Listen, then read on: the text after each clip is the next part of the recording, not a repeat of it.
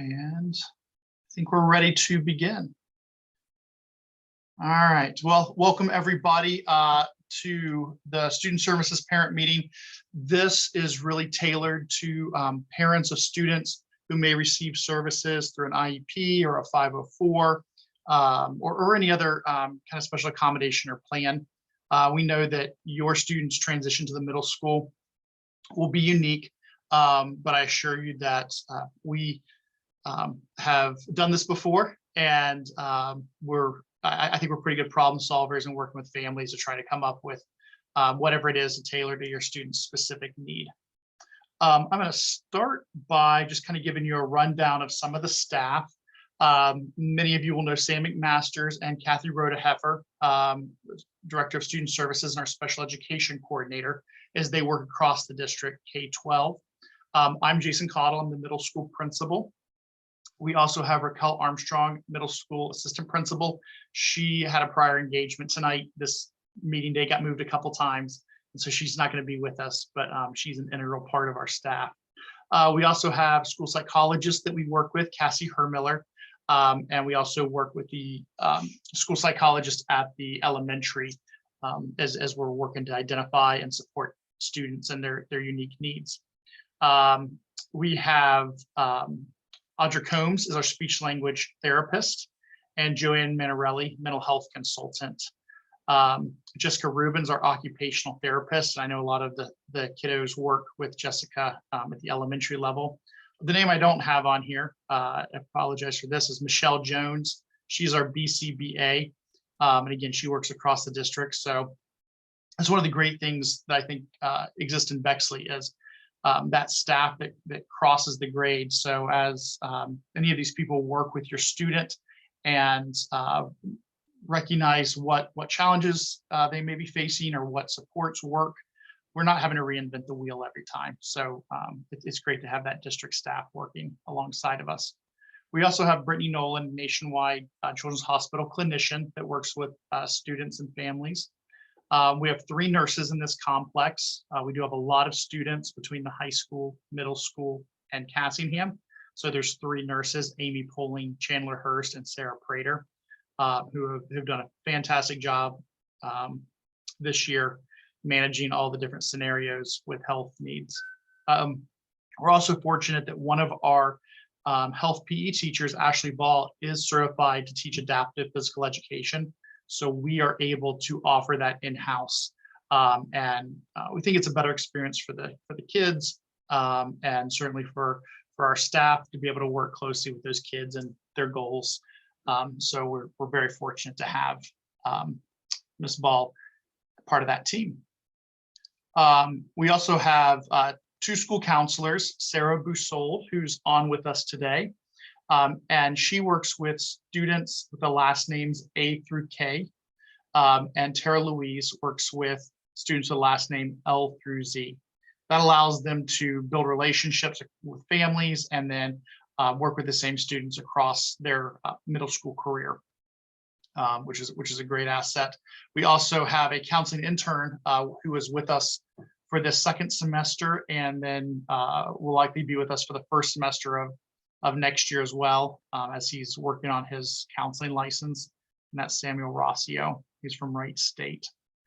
We have a really fantastic team of intervention specialists here at the middle school. I think it is one of our strengths. This is what people are currently doing. As you see their names up on the screen, does not mean that that's the same role they'll be in next year. Each year we shift staffing to best align to our student needs. But they do work primarily by grade level. I know in elementary, they might work the same intervention specialist for a couple of years, whereas here it would most likely be a new intervention specialist each year. That allows our intervention specialist to specialize a little bit more in the content and to build those relationships with our gen ed staff that really does benefit students. And so Tim Major, Elise Rice, and Shay Spack are currently the 6th grade intervention specialist. Kristen Browning, Katie Pugh are 7th grade intervention specialist. And in 8th grade, we have Heath Goolsby and Mary Bidwell. And then we have 2 cross-cat classrooms. that serve slightly different populations, and Brooke Smith and Jared Krimples do both of those classrooms. And I just can't say enough about our aid staff. They really make this whole thing go. They're tremendous, and they're just great about whatever the kids need, jumping right in. So try to think through maybe what some of the questions you might have, or the anxieties that you might have. And it's perfectly normal for you to be anxious about your students' transition to the middle school, just like it's normal for them to be anxious about that too. It always comes with any kind of a life change. And so we try to both acknowledge the anxieties and support those anxieties, but it's never going to be totally eliminated. So we know that, and you know that, and we just want to make sure that the transition happens successfully for the kids and for the parents as we go through this. So this is kind of our first touch point for most of you. I've met some of you through either IEP or 504 meetings this year, and that will continue for the spring. Your students' plans come to the middle school, their IEPs. There's a behavior intervention plan, their 504s, whatever kind of plan they have, those come with them to the middle school. And then we will be having some transition meetings later in the spring, where the elementary intervention specialist or counselor will set up those meetings with the family. These are usually about 30-minute touch point meetings, and it gives us a chance to have a middle school staff member sit with you and just talk about any specifics. It's not a rehashing of the entire IEP. It is, like I said, about that 30 minutes for us to get to know a little bit about you and your student, and what concerns or fears or excitement you have about coming to the middle school, so we can address those as early as possible. So one of the things that does look different from elementary to middle is what some of those IEP services look like. And part of that is just developmentally where students are. It's always our hope that students can receive as much of their service as possible in the general education classroom. And that's what's referred to as the least restrictive environment. And so, when you look at section 7 and 11 of the IEP, they really kind of speak to those things. But here at the bottom, you've seen kind of a continuum that we would think about as we're writing plans and working with families and students. So, the least restrictive environment is going to be that general education setting. Then the next thing that we would look at would be what kind of supports can go pushed into the general education. And again, that's one of those benefits to the way that we staff, is that those intervention specialists are in the classrooms specifically for language arts and math, and they're co-teaching with that general education teacher, which helps to build a relationship. It builds the trust. It builds kind of that knowledge of where they're going. And so intervention specialists can easily support students in the classroom. One of the best things to hear, especially early on in the school year, is when kids are saying, well, I just have 2 teachers in my English class. I don't know the difference. There's 2 teachers in there. And that is really when co-teaching is working at its best. That's what we want to see, is that there's no real distinction from the student standpoint and which adult is doing which things. If we can't support student in the general education setting with supports, then the next thing we would look at is learning center, which is a small group setting. And that could be for something that's a very limited amount of time, like speech. That's obviously something that's not going to happen in the general education classroom. It could be something around skill development that maybe happens in a study hall around executive functioning. It could be something like support for writing, where what's going on in general education classroom, the student just needs additional support from there. So that small group, that learning center, is the next step. And then finally, there are times we work with students individually. Again, sometimes with speech, with counseling, those kind of things. It just wouldn't be appropriate in any other kind of a setting. But that's always the continuum we're looking at, is can we do it in general education setting and then step through that process as we think about the IEP. So scheduling, and I'm going to talk more about this in the general session at 7, but this is kind of what a typical 6th grade schedule looks like.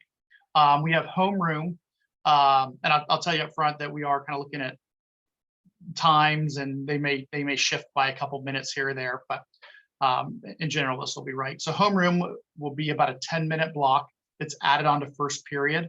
And that's where we do announcements, housekeeping, sometimes mini lessons, things like that, that need a kind of a small group. But that's a nice touch point every single day to have that homeroom.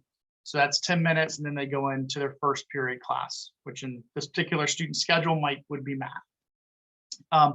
English in 6th grade is a double block, so it's 2 periods.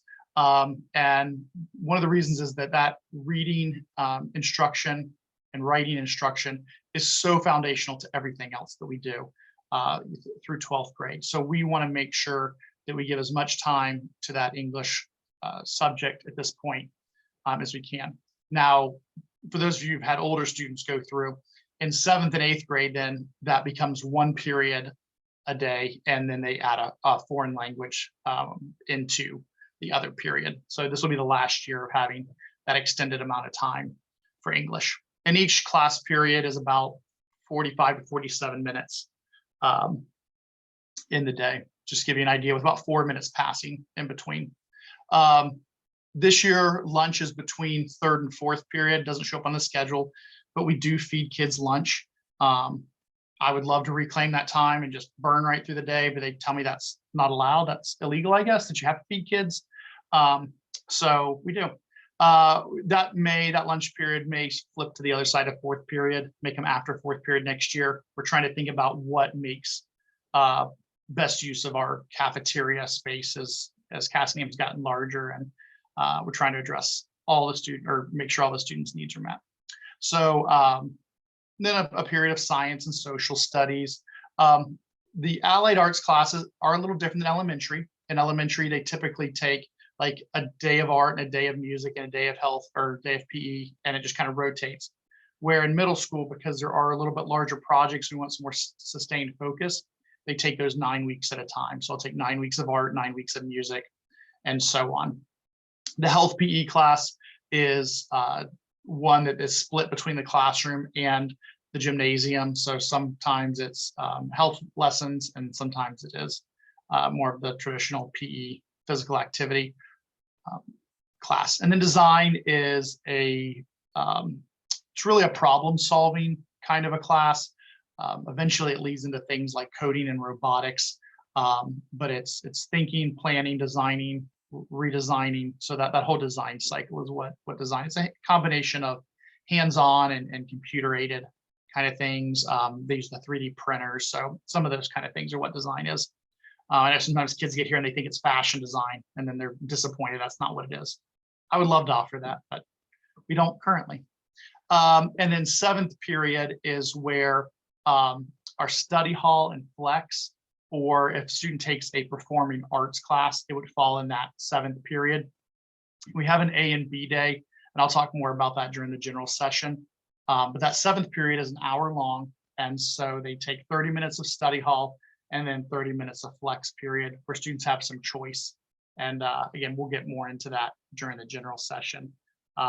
So if you're looking at the schedule and then you're trying to think about, well, what could those services look like for my student? This will kind of give you an idea. So for math and English, those could be co-taught classes. So with a general education teacher and an intervention specialist in the classroom working alongside the general education teacher. For students who have more significant needs in those 2 subject areas, that they're not on grade level and that the general curriculum just isn't appropriate for them, then we might pull out and have a learning center. So we might have a 5 or 6 person math class that is tailored to the student's individual needs and their IEP goals. So again, if we can do it in the gen ed setting, we certainly do. And if not, then we would work in that smaller learning center. And that's a significant decision for the IEP team to consider. So we do, have a lot of dialogue about that at the IEP meeting. And then for math, for some of our students who are ready for a more accelerated pace in math, they could do what's called a compacted math. And so they would do all of math 6 and part of math 7 in 6th grade. And then that sets them up to be a year ahead of time by the time they enter 8th grade. And again, we'll talk a little bit more about that in the general session, and there's information that's sent home. English, there is a gifted English course, but on student schedules, it just says English 6. I really feel like wherever possible, we don't differentiate on the schedule. That if kid is taking English 6, whether they're doing it with supports, whether they're doing it in a gifted cohort, it's still the curriculum that is still English 6. So that looks the same on the schedule.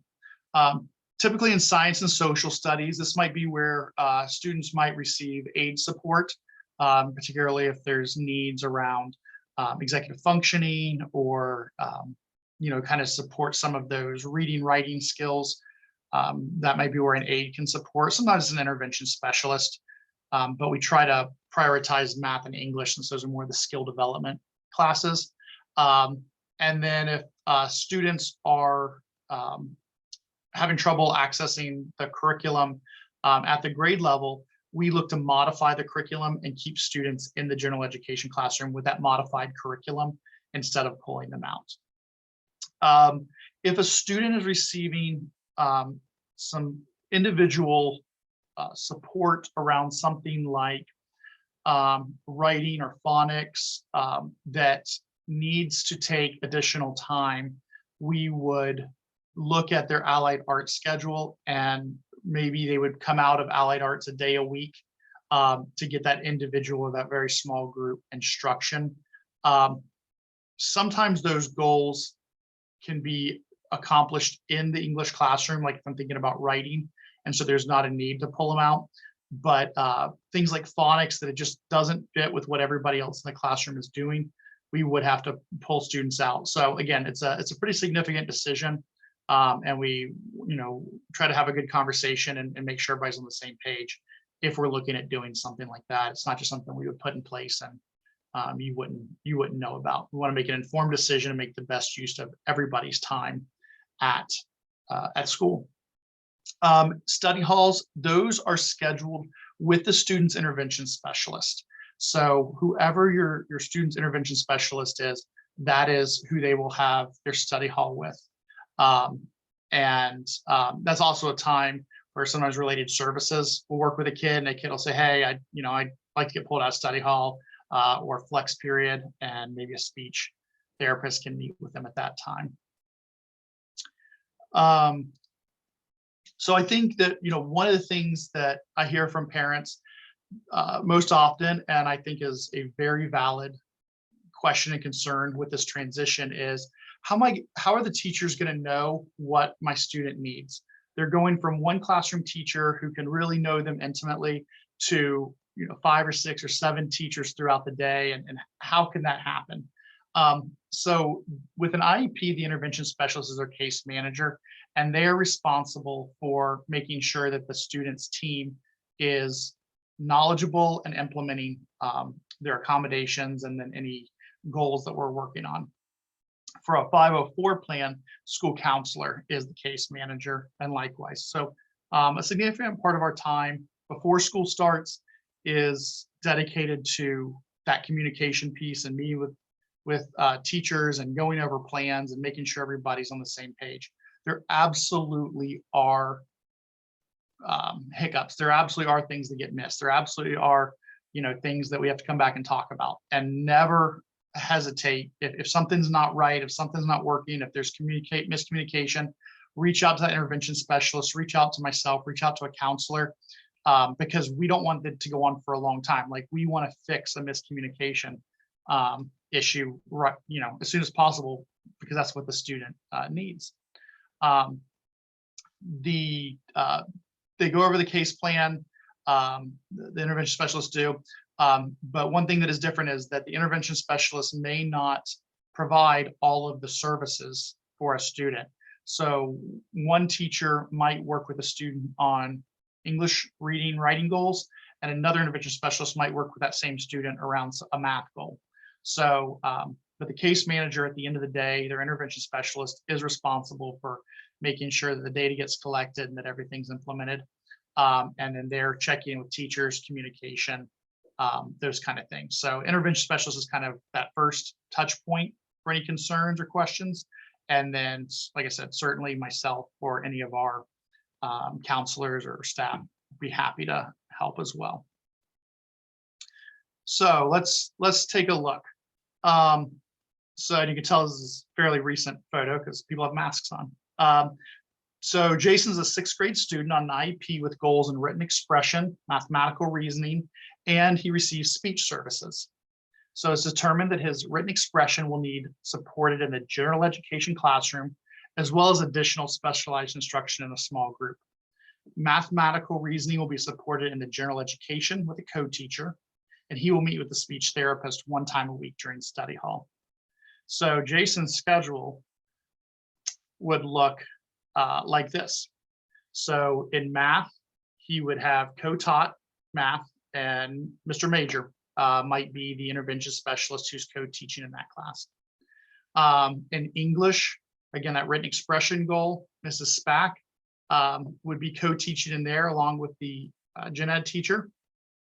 For science and social studies, the student would probably have accommodations that would tie into that reading and writing, into that writing piece, and would be met. So maybe no new instructions happening related to the goals, but the accommodations are happening. And then as a team, we determined that we need a little bit of extra time with some of that writing. So that's what we call ATL, approaches to learning. And so maybe Mrs. Rice once a week pulls Jason out of art class to work on some of that writing and provide additional structure and instruction and feedback. And then study hall, maybe Jason's intervention specialist is Mrs. Spack. So he sees her every day for study hall. And then Mrs. Combs meets with Jason for his speech once a week. So you can see that there's Major, Spack, Rice, Combs. There's 4 different intervention providers, service providers involved in this in Jason's schedule. But at the end of the day, Mrs. Spack is the case manager and responsible for all that data collection and feedback and contact for the parent. So we've talked a lot about the intervention specialist, and they're obviously an important part of the team. So, yeah, your question is, okay, so when do I get to know this? And I know you guys would all like to know it, tonight, 6:45, you'd love to get an email from me saying that. This is one of the most important scheduling decisions that we make, and that requires me to get all the information, to meet with all the intervention specialists at the elementary, for me to gather as much information as possible, and think about how are we going to best serve each student. And so some of that has to do with skill set. Sometimes it has to do with personality, and those things and what's been successful in the past. So that's really the bulk of my work over the summer. So I know it's later than you'd like, but it's really as soon as we can probably pull it together. But by August 1, around August 1, intervention specialists reach out to families for an introduction and to set a time to meet before the school year begins. So whether that's an in-person or Zoom or phone call, whatever meets the needs, that's the date you can expect, is that August 1. But I will tell you that at any point in the summer, if this whole process is causing your student anxiety, they can come in for tours. I work through the summer. I'm glad to give tours. What I know about a schedule, I can fill them in on some of the things I know, some of the things I don't. But I want to make it a smooth transition. So even when we don't have all the pieces of the puzzle, I'm happy to meet with you and your student to go over that. Now, notice that I said if it's causing your student anxiety, because I know it's going to cause all of you anxiety, but it's your students' anxiety that I'm most worried about. So if that helps you, please just contact me. What will the first day of school be like? It's going to be crazy. And that's just that's just the nature of the first day of school. And so we very intentionally lead kids through the first day, the week, the month, whatever it takes to get kids kind of acclimated and going. We want them to learn the transitions and the routines, and we want them to, build some new friendships and meet their support system. So we have a fantastic program we're going to hear a little bit more about later, our web program that has 8th grade buddies working with 6th grade students really through that first semester, helping them get to know the school and giving kind of a peer contact. So I would say that we're really fortunate in Bexley to have such great family support and great support between families to try to make this transition easier. I know that that's what you do. You go to your neighbors, you go to your friends and say, okay, you've already been through this. What happens? I can't say enough about our special education PTO and both the educational programs they put on for parents and just that support. So I encourage you, they have a Facebook group, Bexley Special Education PTO, which is updated regularly, has lots of great information, things that when I look at it, I'm like, oh, why didn't I think of that? It's really good stuff. And then we also have an area on our website dedicated to student services that speaks to some different things. But I definitely encourage you, reach out to me, reach out to our counselors as this is going on. We're glad to answer questions and emails and things like that to help ease it. So with that, I am going to stop the recording, and then, whoops, that's not what I meant to stop. I'm going to stop something else.